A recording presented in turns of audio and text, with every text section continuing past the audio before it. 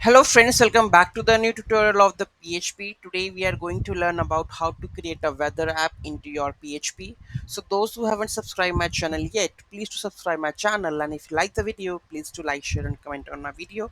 So let's get started. So here we have to search for the city, that is my city is Chandigarh, and here you need to pass the country, okay, and it will give you all the information, okay, with the icon, right?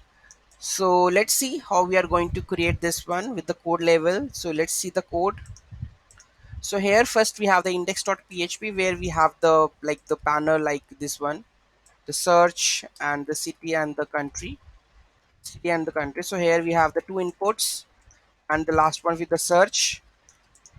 Okay, so here we have the get data.php in the action and the method is get. So this is basically the form that we have built in over here.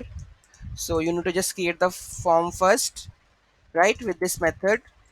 After this we have a get data where we have to call the API for the open weather. So let's check the step-by-step code.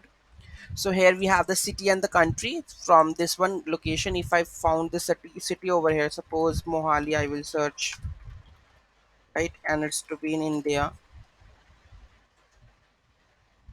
Okay, and you can see that the here city and the country, so we are getting from the get city get country, and here we are calling the API.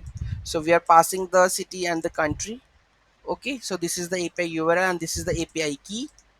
Okay, so here we are JSON, you could get contents from this API, or whether you can call the API directly also, like the curl method. Okay, so here we are getting the in the value we have the all the information from the API. So we are getting the temperature, we are getting the weather, clouds, mean humidity, wind speed, mean pressure, and the sunrise and the sunset.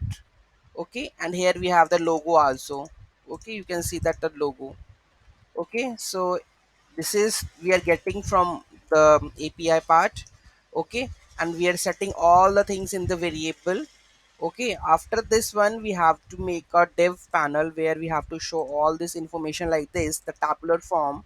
Okay, so you have to create a table over here and just echo all the variables which we have done before.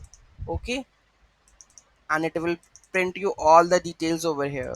Okay, so any doubt in that, just let me know in the comment section. Thank you so much for watching this video, and don't forget to like, share and comment on my video. Have a nice day.